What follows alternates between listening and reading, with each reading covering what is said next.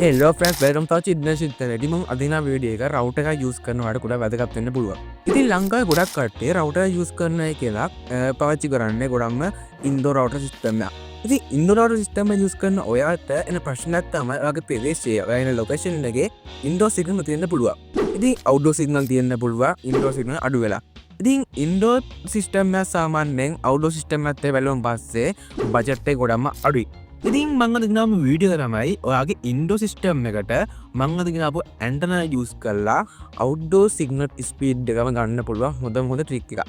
ඉතින් මම පර්සනලි මේ ඇන්ටනා යූස් කරන මට බයලට රෙකමන්ඩ් කරනවා මේ ඇන්ටනාව. ඉතින් ඔයාලට පුළුවන් මේ ඇන්ටනා අවශ්‍ය කෙනෙක් ඉන්නවා නම් පර්චේස් කරන්න මේ මං ඩිස්ක්‍රිප්ෂන් දාලා තියෙන link එක යූස් කරලා. හරි ඉතින් ගස් අනිවාර්යෙන් මතක තියාගන්න දෙයක් තියෙනවා. ඔයා ඉන්න ලොකේෂන් එකත් ඔයාගේ සිග්නල් එකේ පොඩි ඩිෆරන්ස් එකක් තියෙන්න පුළුවන්. ඉතින් මං ගෙන්නේ ගොඩක්ම සිග්නල් ලෝ තියෙන ප්‍රදේශයක.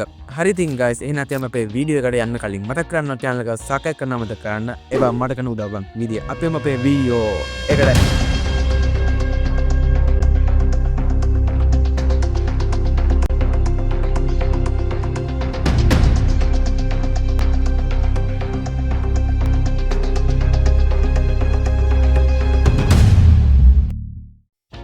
හරිදින් ගස් මංකිප ඇන්ඩා තමයි ගස් මේ තියෙන්නේ මේ ගයිස් අවුන්ඩෝ අපි හයි කරන ඇන්ඩනක් වුණාට මේක ඩිරෙක්ට් වෙන්නේ ඉන්ඩෝර් සිග්නල්. ඉතින් ඔයාලට පුළුවන් මේක සම්බන්ධ කරන විදිහ මේ වීඩියෝ එකේ නිවැරදිව බලන්න. ඉතින් මේ ඇන්ඩනාවට ඕඩර් කරන්න අවශ්‍ය නම් ඔයාලට පුළුවන් මම ඩිස්ක්‍රිප්ෂන් එකේ link එකෙන් හෝ දරසේ ගිහිල්ලා යාගි රවුටර් ඇන්ටනා කියලා සර්ච් කරන්න. පස්සේ රිසල්ට් එකෙන් එන ඇන්ටනාව ඕඩර් කරගන්න. ඉතින් ලෝ බජට් එකට ගන්න පුළුවන් හොඳම ඇන්ටනාවක් ඉතින් මම රෙකමන්ඩ් කරන්න පුළුවන්. ඉතින් ගස් අපි අද බලමු මේ ඇන්ටනාවේ හයි කරන වීඩියෝ සහ මේ ඇන්ටනාව හයි කරන් පස්සේ තියෙන සිග්නල් ස්පීඩ් එකත් කොහොමද කියලා. හරි ගස් ඉතින් මේක සබි කරාද අනිවාර්යෙන් මග දෙයක් දෙයක් තියෙනවා. ඔයා අවට ඔයාගේ ගෙදර අවට මේක සවි කරන තැන ගස් කොළන් හිම වඩිපුර තියෙනවා නම් ඔයා මේක සවි කරන තැන පොඩ්ඩක් චේන්ජ් කරන්න. මොකද ගස් කොළන් තියෙද්දී මේකේ තියෙන හරි ප්‍රොසෙස් එක වෙන්නේ අපිට හරි අවුට්පුට් එක ගන්න විදියක් නැහැ. ඉතින් මගේ එක්ස්පීරියන්ස් එක තමයි ගස් මං කියන්නේ මේක උඩතියෙද්දී ඩිංගක හෙල්ලෙන්න බෑ. මොකද එහෙමුනම් පස්සේ අපිට ස්ට්‍රොං නෙට්වර්ක් ස්පීඩ් එකක් ගන්න විදියක් නැහැ. හරි ඉතින් guys දැන් අපි බලමු මේක හයි කරගන්නේ කොහොමද කියලා. ඉතින් හයි කරද්දී අනිවාර්යයෙන් මතක තියාගන්න ඕන දෙයක් තමයි guys ඔයා ගෙදර ළඟම තියෙන සෙල් ටවර් එකට පැත්තට මේක හරවන්න අමතක කරන්න එපා. ඉතින් පොඩිම ඇනිමේෂන් වීඩියෝ එකක් දාන්න මේක හයි කරන්නේ කොහොමද කියලා.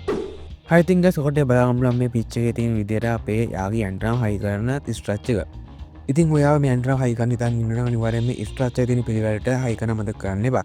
ඉතින් ඔයා මේ ඇන්ටනා බයි කරද්දී ඔයාලට යූසර් මෙනු එකක් හම්බ වෙනවා. ඔකට පුළුවන් මේ යූසර් මෙනු වල තියෙන පිළිවෙලට මේ ඇන්ටනාව හයි කරගන්න. ඉතින් ඔයාලට මේ පික්චර් එක බලා ගන්න පුළුවන් අපේ යාගේ ඇන්ටනා සහ සෙල් ටවර් එක අතර කිසිම බාධකකින් තොරව පික්චර් එකේ සම්බන්ධ කරලා තියෙනවා. ඉතින් අනිවාර්යයෙන් මේ ඇන්ටනාව බයි කරද්දී ඒක පිළිපදින්න. මොකද ඔයාගේ ඇන්ටනාවට මාක්කරි බාධකයක් තියෙනවා නම් ඔයාගේ අවසාන අවුට්පුට් එක ගොඩක් ලෝ අවුට්පුට් එකක් වෙන්න පුළුවන්.